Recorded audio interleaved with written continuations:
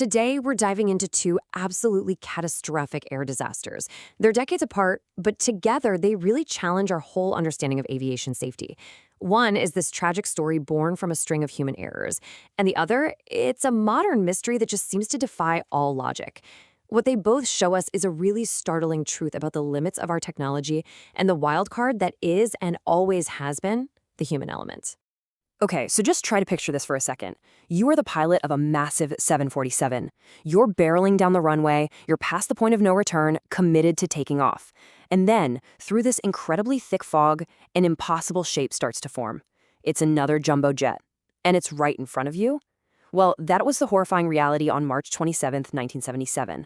Now, let's jump forward 45 years. A modern jet is just cruising along at 29,000 feet, everything's normal. Then, all of a sudden, with absolutely no warning, it just pitches over into a vertical nosedive. A security camera on the ground actually caught its final moments, plunging straight down. This was China Eastern Flight 5735. Two flights, two unbelievably different and terrifying fates. So first, let's unpack the solved mystery of Tenerife.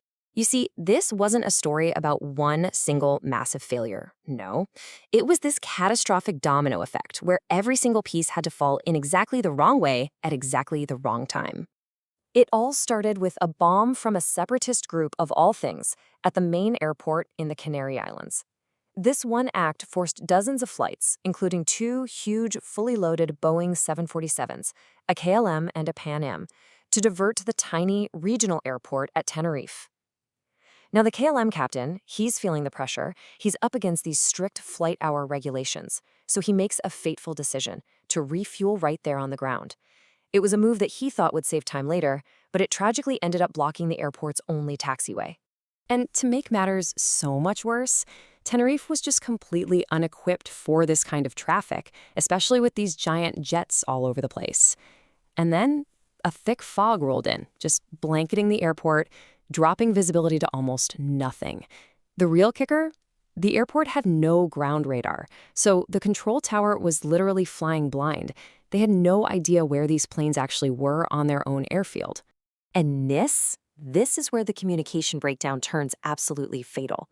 The KLM pilot, he's anxious to get going, and he mistakes his air traffic control instructions for a takeoff clearance.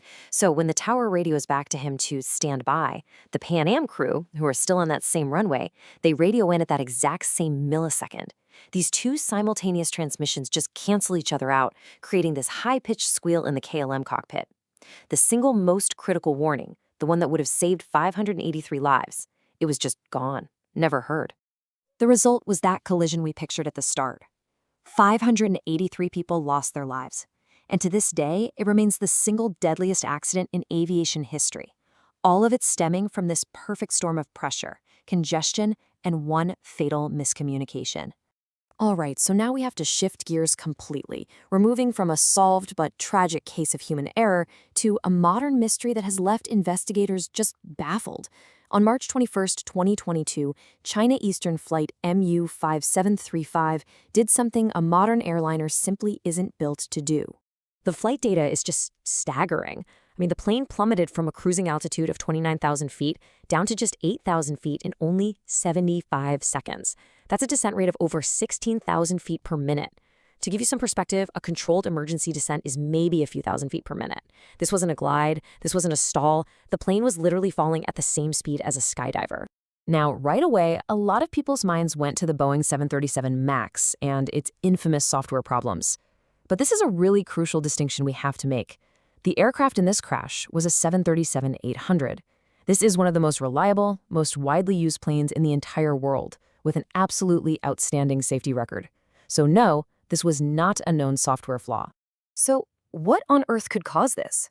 Investigators, they had to consider everything, but the weather was clear.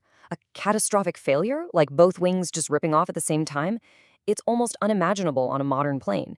There was zero evidence of a hijacking or a missile, and that leaves you with two deeply, deeply unsettling possibilities. Either the pilots became incapacitated somehow, or one of them did this on purpose. As other possibilities started to get ruled out, a really chilling hypothesis began to take shape. A former FAA investigator named Michael Daniel basically voiced what a lot of experts were starting to think.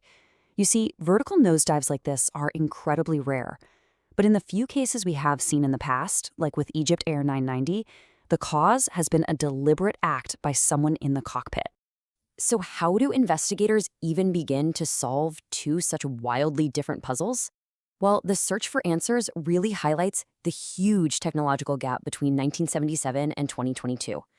For Tenerife, the cockpit voice recorder was everything. It was the key that unlocked the whole mystery. It captured every word, every misunderstanding, every ounce of confusion, basically telling the full story. But for China Eastern, there was just silence. No distress call was ever made. The entire investigation now hangs on what they can pull from the flight data and voice recorders, the so-called black boxes, and whether they even survived that incredible impact. As awful as these events are, they often become powerful catalysts for change. The investigation into the Tenerife disaster in particular led to these sweeping reforms that have genuinely made air travel safer for all of us. Look, the Tenerife disaster was a massive wake-up call for the entire industry. It led to a complete overhaul of aviation language. Critical words like takeoff are now only used for the final absolute clearance period. Ground radar became mandatory at major airports, and maybe most importantly, it kicked off a revolution in cockpit culture, empowering co-pilots and engineers to challenge a captain's decision, something that KLM flight engineer actually tried to do, but he was shut down. When you put these two disasters right next to each other, the contrast is it's stark. Tenerife was a tragedy of circumstance and miscommunication in a pretty low-tech environment. China Eastern, on the other hand, seems to be a tragedy of intent in a very high-tech one. The first disaster taught us how crucial standardized communication is. The second, while it underscores our absolute reliance on data recorders when things go silently and horribly wrong. So, what's the big lesson here?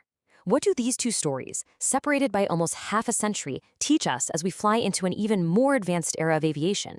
Well, it leads us to a really fascinating and honestly an unsettling question. We have engineered planes to be so incredibly safe, we've ironed out almost all the technical faults of the past. But as we get closer to perfecting the machine, we are left with the one variable that technology just can't fully predict or control: the person sitting in the pilot's seat. It really does seem that in our quest for perfect safety, the human element remains aviation's final and maybe its most difficult frontier.